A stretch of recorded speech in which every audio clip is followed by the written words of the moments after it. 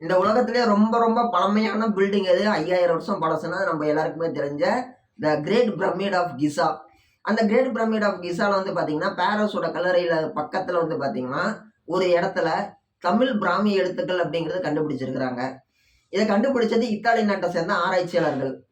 அப்படி அவங்க சொல்லும் பொழுது, ஒரு முக்கியமான விஷயம் நான் இத உங்ககிட்ட சொல்லியே ஆகணும். என்னன்னு சொல்லி கேட்டீங்கன்னா, இந்த உலகத்திலேயே ரொம்ப தொன்மையான நாகரிகம் நாங்க தான்னு சொல்லிட்டு, ஆப்பிரிக்காவோட உலகின் முதல் மனிதன் தோன்றிய இடம் ஆப்பிரிக்கா அப்படின்னு ஒரு குரூப்பும், இல்ல இல்ல நம்ப வடக்கு நண்பர்கள் என்ன சொல்லுவாங்க, அ உலகின் மிகவும் பழமையான ஒரு நாகரிகம்னா, நம்ம சிந்து சமவெளி நாகரிகம் தான். ஹரப்பா நாகரிகம் தான்னு சொல்லி ஒரு குரூப்பும், இல்ல இல்ல உங்களுக்கெல்லாம் முன்னாடி நாங்க சிறப்பா வாழ்ந்தோம்னு சொல்லி மாயன் சிவிலைசேஷன், மாயன் நாகரிகத்தை சேர்ந்தவங்க தான் உலகத்துல ரொம்ப சிறப்பா வாழ்ந்தாங்கன்னு சொல்லி ஒரு குரூப்பும், இப்படி ஊருக்கு ஊர் தடி எடுத்தவன்லாம் சண்டைக்காரன் அப்படிங்கிற மாதிரி நெறைய பேர் இருக்கிறாங்க. அப்படி இருக்கக்கூடிய ஒரு சூழ்நிலையில, நாம வாழக்கூடிய இந்த 2026ல அதிகாரப்பூர்வமா அறிவிக்கப்பட்டு, மிகவும் தொன்மையான, மிகவும் மர்மமான, இன்னைக்கு வரைக்கும் மர்மமாவே இருக்கக்கூடிய ஒரு கட்டடம் எதுன்னு சொல்லி கேட்டோம்னா, த கிரேட் பிரமிட் ஆஃப் கிசா. இந்த உலகத்திலேயே ரொம்ப தொன்மையான ஒரு பாதுகாக்கப்பட வேண்டிய, அல்லது கம்பீரமா நின்று கொண்டு இன்னைக்கு வரைக்கும் பெருமையா நெஞ்சு நிமிர்ந்து நிக்கக்கூடிய ஒரு பில்டிங் எதுன்னா கிசா. அந்த பிரமிட்டுக்குள்ளாடி தான் வந்து பார்த்தீங்கன்னா, இந்த பாரிஸோட கல்லறை இருக்குது. அந்த பகுதியில கிட்டத்தட்ட ஒரு 16 கல்லறை இருக்குது. அந்த 16 கல்லறையில கிட்டத்தட்ட ஒரு 7லிருந்து 8 இடத்துல வட இந்திய மொழிகள், அதாவது இந்தியாவை சேர்ந்த மொழிகள் அப்படிங்கிறது இருக்குது. அந்த மொழிகள்ல இருக்கிறதே 8 இடம் தான் இந்திய மொழிகள். அந்த இந்திய மொழிகள்ல 5 இடத்துல தமிழ் பேர் இருக்குது. பழைய காலத்து தமிழ் பிராமி எழுத்துக்கள். அந்த கல்வெட்டுல இருக்கக்கூடிய பேர் என்ன மென்ஷன் பண்றாங்க? சிகை கொற்றன். சிகை கொற்றன் அப்படிங்கிற பேரு அதுல மென்ஷன் ஆயிருக்குது. இப்ப நாமளே போறோம், ஒரு பள்ளிக்கூடம் போறோம். பள்ளிக்கூடத்துல வந்து பாத்தீங்கன்னா, செவுத்துல நம்ம பேர் எழுதி வைப்போம். பள்ளிக்கூடத்துல நம்ம செவுத்துல பேர் எழுதி வைப்போம். நான் ஸ்கூல் படிக்கும் போது எழுதி வைப்பேன் பேனாவுல. சபரிவாசன் அப்படின்ட்டு. அடுத்த வருஷம் எனக்கு அப்புறமேட்டு வரப்ப என்ன பண்ணுவான், அதை அடிச்சுட்டு அதுக்கு மேல அவன் பேர் எழுதுவான். அதுக்கு அடுத்த வருஷம் என்ன பண்ணுவாங்க, ஸ்கூல்லே சுண்ணாம்பு அடிச்சு எங்க 2 பேர் பேரையும் அடிச்சு விட்டுருவாங்க. இது வந்து எல்லாருக்குமே ஸ்கூல்ல படிக்கும்பொழுது அந்த அனுபவம் அப்படிங்கிறது இருந்திருக்கும். அப்படி இருக்கும் பொழுது, இங்க இருந்து கடல் கடந்து போன அங்க நம்மளுடைய தமிழன் எங்க எழுதி வச்சிருக்கிறான். நம்ம எழுதுற மாதிரி ஸ்கூல் செவுத்துலயோ அல்லது சாதாரணமான ஒரு செவுத்துல எழுதல. இந்த எகிப்து மன்னர்களுடைய கல்லறையா இருக்கக்கூடிய த கிரேட் பிரமிட் ஆஃப் கிசாக்குள்ளடி போய் எழுதியிருக்கிறான் அந்த பையன், அந்த தமிழன். சிகை கொற்றன் அப்படிங்கிற பேரு. அப்படி மன்னரோட கல்லறைகளுடைய பூந்து தன்னோட பேரை எழுதுற அளவுக்கு ஒரு செல்வ கூட ஒரு வாழ்ந்திருக்கிறாங்க தமிழர்கள் அந்த காலகட்டத்துல. அப்படிங்கிற ஒரு விஷயத்த நம்ம புரிஞ்சே ஆகணும். ஏன்னா எல்லாருமே எல்லா இடத்துக்குள்ளயுமே போய் தங்களோட பேர் எழுத முடியாது இல்லையா? இன்னைக்கு சூழ்நிலைக்கு யாருமே எங்கேயுமே போய் எழுத முடியாது.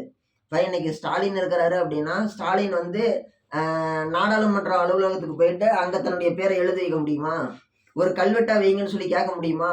முடியாது. நீ யாருப்பா தமிழ்நாட்டுல இருந்து இங்க வந்து என் பேர் எழுதுறேன்னு கேட்பாங்க. இன்னைக்கெல்லாம் அந்த மாதிரி மாறிடுச்சு. அவன் என்னத்துக்கு அங்க இருந்து இங்க வந்து என் பேர் எழுதுறான்னு சொல்லி கேட்பாங்க. ஆனா அன்னைக்கு காலகட்டத்துல இதை விட மோசமா இருந்துச்சு. இன்னைக்கு நம்ம நாகரீகத்தால, பண்பாட்டால, சமூகம் ரொம்ப டீசெண்டா இருக்கணுன்ற பேர்ல நிறைய முன்னேறிட்டோம். இன்னைக்கே நம்ம அங்கிருந்து இங்க ஒருத்தர் நம்ம பேர் எழுதுறேன்னு சொல்லி வந்தோம்னா நம்ம ஒத்துக்குவோமா? ஒத்துக்க மாட்டோம். இப்ப இன்னைக்கு கருணாநிதி சமாதியே இருக்குது. கருணாநிதி சமாதியில வந்து ஆப்பிரிக்கால இருந்து ஒரு ஒரு முதலமைச்சர் வராரு. ஆப்பிரிக்கால இருக்கக்கூடிய அல்லது ஒரு பிரதமர் வராரு. அவர் வந்து இங்க அவருடைய பேர் இங்க கல்வெட்டு மாதிரி செதுக்கிறேன்னு சொன்னா நம்ம ஒத்துக்குவோமா? எது கருணாநிதி சமாதியில ஆப்பிரிக்காவை சேர்ந்த பிரசிடென்ட் வந்து பேர் எழுதுறாரா? அதெல்லாம் ஒத்துக்க முடியாது. எல்லாம் சமாதியெல்லாம் டேமேஜ் ஆயிரும், திருப்பி அனுப்பிவிடுன்னு சொல்லுவாங்க. ஆனா பல நூற்றாண்டுகளுக்கு முன்னாடியே, சில 1000 ஆண்டுகளுக்கு முன்னாடியே இங்க இருந்து போன தமிழன் அங்க இருக்கக்கூடிய ஒரு சமாதியில தன்னோட பேரை பொறிச்சு வச்சிருக்கிறான். இதெல்லாம் ரெக்கார்டு பிரேக்கு. இது எல்லாமே ரெக்கார்டு பிரேக்கு. நம்மளாம் என்ன பண்ணோம்? ஏய் எப்படி வாழ்ந்துருக்கிறான் பாருடா அப்படின்னு சொல்லி சொல்லணும். இங்க இருக்கிற நாம தான் நம்மள ஜாதி ரீதியா பிரிச்சு பேசுறோம். ஜாதி வாரியா நம்ம பிரிச்சு பாக்குறோம், பிரிச்சு பேசுறோம். நீ தமிழ்நாட்டை விட்டு வெளியில எங்க போனாலும் உன்னோட பேர் மதராசி. நீ தமிழன். இங்க நீ வந்து எந்த ஜாதியை சேர்ந்த ஆள வேணாலும் இரு. ஆனா தமிழ்நாட்டை விட்டு வெளியில போனீங்கன்னா உன்னை ஒரே வாரத்துல முடிச்சிருவோம். ஒரே வாரத்துல முடிச்சுட்டு நீ வந்து மதராசி. ஆனா நீ தமிழ்நாட்டுன்னு பேர் மாத்துனுச்சு, அவன் அதெல்லாம் ஏத்துக்க மாட்டான், மதராசின்னு சொல்லுவான். மெட்ராஸ்ல இருந்து நீ வந்தா சொல்லுவான். நீ சொல்லுவ, டேய் நான் ராமநாதபுரத்துல இருந்து வந்தேன்டா, நீ என்னடா நான் மதராசிங்கிற, குச் நீ மதராசி அப்படிம்பான். அந்த மாதிரி நம்ம வெளியில போனோம்னா நம்மளுக்கான ஒரே அடையாளம், ஒருங்கிணைந்த அடையாளம் தமிழன். நீங்க தமிழ்நாட்டுக்குள்ளாடி ஒரு எம்எல்ஏவை கூட இருந்துட்டு போ, தமிழ்நாட்டுக்குள்ள ஒரு எம்எல்ஏவை கூட இருந்துட்டு போ, உன் கட்சி கொடியை கட்டிட்டு நீ கர்நாடகாக்குள்ள போக முடியாது. முடியுமா? போயிட்டு கர்நாடகாவை சுத்தி வர முடியுமா? முடியாது. காரை நிறுத்தி கொடியை கழட்டுறா அப்படிமா அந்த ஊருக்காரன். ஏன்னு கேட்டீங்கன்னா, நீ என்னத்துக்கு என் கர்நாடகா கொடி தமிழ்நாட்டு கொடியோட வர, நீ தமிழன் தானே அப்படிமா. நீ இருந்துட்டு ஏதோ ஒரு சமூகத்தை சேர்ந்தவனா இருந்தீங்கன்னா, ஏய் எங்க ஜாதி சங்க தலைவர் நானு, ஏய் முன்ன கொடியை கழட்டு அப்படிமா. அந்த ஊர்ல அவன் சாதாரண டீ கடையில உட்காந்து டீ குடிச்சிட்டு இருப்பான். அவன் ஒரு நாளைக்கு 200 300 சம்பளம் வாங்குவான்.